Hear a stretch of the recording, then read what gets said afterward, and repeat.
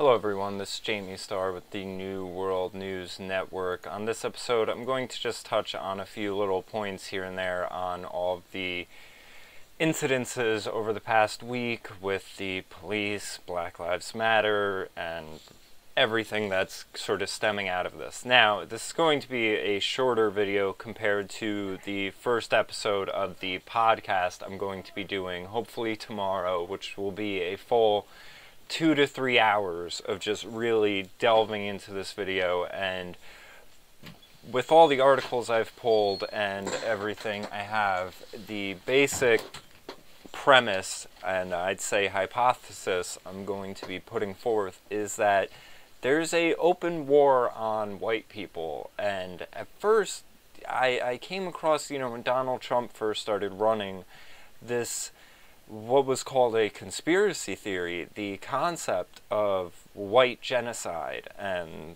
that there was this war on white people going on. And it had been dismissed. It had been dismissed as an alt-right conspiracy theory and, just a paranoid thing of racists who aren't embracing of diversity and equality or whatever.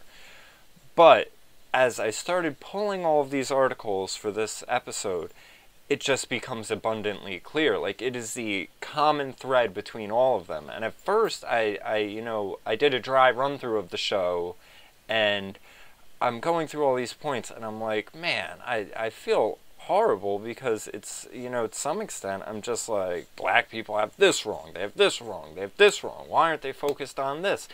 And that's not the type of person I am. Like, I don't have any racial problems with anyone. Half my family is black. I don't even know who my father is, so whatever, half of what I am, it's a mystery. I'm a mutt. It's whatever.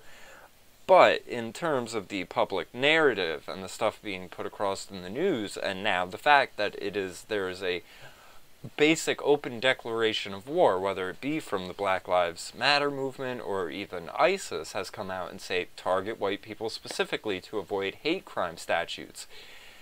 So a level of defense has to be taken. You cannot be persecuted on account of your skin color and not expect people to not only resist and fight against it, but to just, acknowledge it. And that's the thing, a basic acknowledgement of it is deemed racist. So one of the vaguer points I want to make first is the chain of command in which this is happening. Now, I've made this really awful graphic, which we can check out here. And this is how I'm observing this dynamic going on. You have President Obama, the federal government, the very tippy top of it, and he, has given the police tanks, this militarized training and everything. And here are a few good points I've been seeing from other newscasters talking about this. In the 80s, when movies like Brazil came out, the idea of a SWAT team in all black diving through the roof and just bagging up a man and taking him away was something that was like a Monty Python type level of comedy. Now it happens 80,000 times a year. Also, have you noticed, if a Muslim guy goes into a gay bar and starts shooting up people, it's always about the gun. If a white kid shoots up a school, like the case in Columbine, was he playing video games? What sort of music was he listening to? Is it the gun? If a police shoots someone, well, then it's the cop's fault. So there's this blatant hypocrisy and lack of responsibility, personal responsibility on some of these issues, which definitely supports the fact that there is an agenda going on that they are trying to put forth, as far as, the idea that civilians should not have firearms, but yet the government, who people think are just willy-nilly Wild West shooting black people, should be the only ones with them. So it doesn't really make sense. So, in this hierarchy, you have Obama and the federal government, who has been training and militarizing and equipping police and turning the police from blue-collar workers into these Darth Vader-esque SWAT team tactical units. Obama is a politician. The police enforce the policies of the politicians. It's very simple. Now, The police, however, are below your celebrities, your Beyoncés, your Halle Berrys, your Kate Hudsons, your Jesse Williams, all these people who privately hire police for escorts and, private security and everything like that. And so you have Obama and the celebrities in unison all pointing to the cops as being the problem, while they're the ones who are giving directives to the cops and privately employing them, while telling the civilians that it's the problem. The civilians have a bad reaction to the directives that Obama and all of these other people have given to the cops. So then they turn to Obama and tell him that he needs to take better control of the police. He needs to federalize them, when this is a problem that is symptomatic of the federalization of police. I mean, it is, to put this as another analogy, let's just say President Obama is cancer. He is a cancer on this nation, and the issues with the police are symptomatic issues related to your immune system being deficient because of the cancer. So what the civilians then end up asking for is more cancer, more problems. This is turning to who's created your problem and asking them for a solution when they are in fact only capable of creating more problems.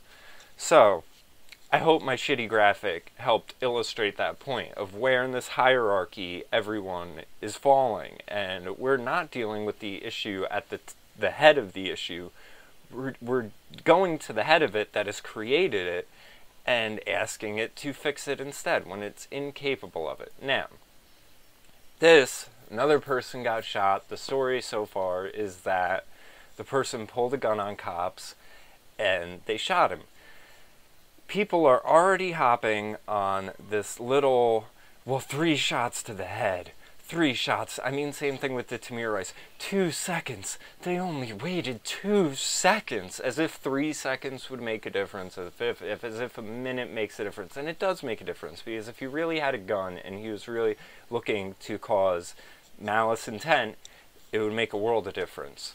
So, again, they pick on these little bits to try to emotionally support their point, instead of looking at being like, yeah, armed person, cops have to take down armed people, they are a threat to the safety and security of the overall populace. I mean, they never pick a open and closed case. They always pick these real shady ones. Like one of the ones recently, it was a convicted sex offender with an illegal gun in the car. I mean, those might even be 2 separate examples. That's how insane this is. And on one level, I see these people like YouTube has featured that crazy racist sensei girl right on the front page. Basically, at first she assumes that, because she didn't get the facts, she assumes the sniper from the Dallas thing was white. Wrong. And then she says, the details don't even matter because we know this is going on. We know this is a problem. Well, here's a little thing I saw down at the bottom here that I thought was a very interesting fact to point out. 2,500,000 black people are arrested every year. Only 100 end in death. That's 0.0040%. This is minuscule. More black people die falling and slipping in bathtubs a year than at the hands of cops. I've also heard other people talk about this and say, oh, it was in the Jesse Williams speech. We know that cops are able to de-escalate the situations with white people. How come they don't with black people? And it just then goes to being about, how's the cop the only one with personal responsibility? How come we're not looking at the person involved who maybe they listened, maybe they didn't listen? So here we see, but they disarm white people every day without 10 bullets in their backs. I mean, it's just overall hashtag nonsense and shot 10 times police after thinking he had a gun. Again, we don't know if there's proof or not. People are just hopping behind their narratives. Here's another video I thought would be good to point out. Hey guys, Mike the Cop from Humanizing the Badge here. Today I want to talk to you about the other good cops. You see, a lot of people are familiar with the viral stories that make it around the internet. When the cop stops and plays basketball with a group of kids. When a cop stops to help someone change their flat tire. And invariably, you're going to see comments and responses of people that say, see, this is the kind of cops we need. And I just have a couple of quick things I'd like to say in response. First, there are lots of cops like that. Most cops like that. The overwhelming majority of cops are like that. Just because their kind act in a community didn't make the news, doesn't mean it didn't happen. But more importantly, it's not just those types of acts in the community that we should view as good police officers. The cop that stopped that drunk driver that didn't kill you or your children, that's a good cop. The cop who ran after that suspicious man in the neighborhood who was going to break into your car, that's a good cop. The cop that's losing sleep at night because he's trying to figure out if he could have done something better, that's a good cop. Any cop who leaves his own family in the morning to go serve yours, hoping that he makes it back, is a good cop.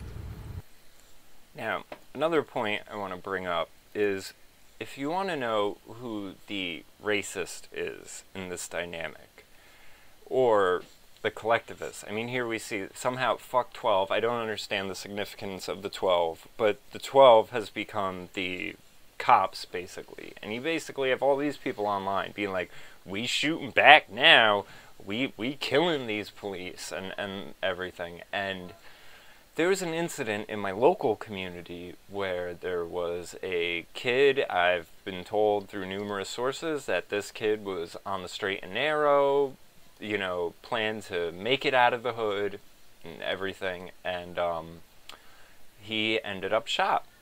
He was shot in front of up to 40 some odd people in some reports, and the police, because I know a handful of them personally, have told me that upon them showing up at the scene to investigate this, that this kid's brains were splattered all over the front porch, and the people were surrounding the cops being like, fuck you pigs, as if the cops had shot him, when they're just trying to get justice for this child. Now, no one has even come forth. The police have a hunch who did it, but because no one is willing to come forth and corroborate the story, there still is no justice for this child.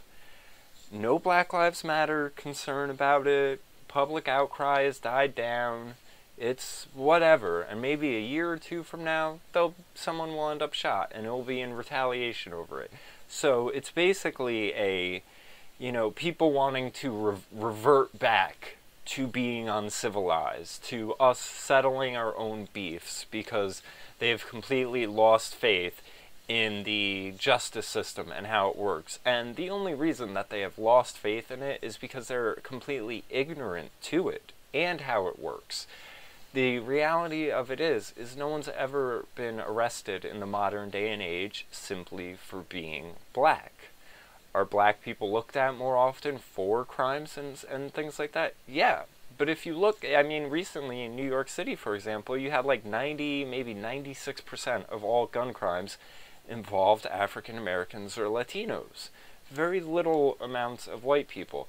I've also seen things, again, I watched the video that Sensei Girl talking this morning, and she was going on talking about semantical games, and then playing a semantical game, trying to say that black on black crime isn't a real thing, and that it's just used to make black people seem like savages and everything like that, when if you look at the statistics, there is a disproportionate amount of crime going on amongst them, against each other. Yes, it is true that white people commit more crimes against whites, blacks commit more crimes against blacks. However, blacks are more likely to commit crimes against whites than whites are against blacks. So there are all these things, and if you want to play semantical games so that you can try to dismiss problems and then want to overinflate problems that are much minor as far as body counts and everything like that. Again, 60 people were shot in Detroit this past 4th of July weekend. So your priorities are extremely out of whack. No one cares about the 50,000 abortions. Most dangerous place for a black child is in the womb at this rate. They just care about these couple hundred that are getting shot by cops. And even the one situation in, I I don't know if it was Dallas or whatever. I mean, another cop was shot in St. Louis. These things are just popping up because that's what happens when the media makes a big deal about it. That's what happens when Loretta Lynch comes out and says, don't let your voices be silenced and everything like that. They just keep happening. But you had the cop tell the guy, keep your hands on the wheel, don't move your hands, and the guy just kept saying, I'm going for my wallet, I'm reaching for his wallet, doing exactly what he was told not to do. So again, is it the cop's issue for not de-escalating the situation, or is the person responsible for not listening and then having consequences? That's where I think it is. I also think this ties into the single motherhood rate within the black communities, because black women are not good at instilling a sense of consequence into these children. Jesse Williams, of course, overlooks this and praises them, but I mean, this is a fact outside of race that exists among single mothers anyway. But immediately the cop expressed remorse, and he was like, oh my god, I can't believe this happened, and everything. It wasn't like him being like, yes, another one of these darkies down. No, it was the furthest thing from it. But immediately this narrative is hopped behind. So this stuff it's just going to keep going. It's not going to stop. And, you know, again, I'm going to do a full podcast when I get a chunk of time to do it, where I'm really going to delve into a handful of articles, because you have a ton of celebrities coming out and encouraging this and throwing fuel onto the fire. Another thing to keep in mind, one of Obama's mentors, Bill Ayers, is a known terrorist who, you know, had attempts at bombing police stations and was closely affiliated with people who've killed cops.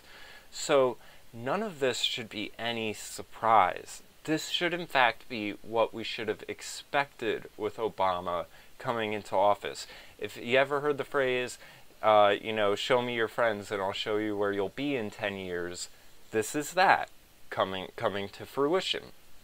All of this stuff, even the concept of white privilege, can be tied into originating with the Weather Underground and how they wanted a revolution and to teach white people to hate themselves and feel this sense of guilt so that they are easy to attack. It's easier to demoralize your enemy and attack them than to have them with high morale and capable of fighting back. So we definitely need to try to up the morale within white people. We need a propaganda campaign reminding them of all of their accomplishments. It really bothers me when I hear people like Sensei mention that the Civil War was the bloodiest war in American history, but doesn't want to acknowledge that that was the blood of white people willing to die for ending slavery and what was morally right. Instead, they're just looked at as the problem.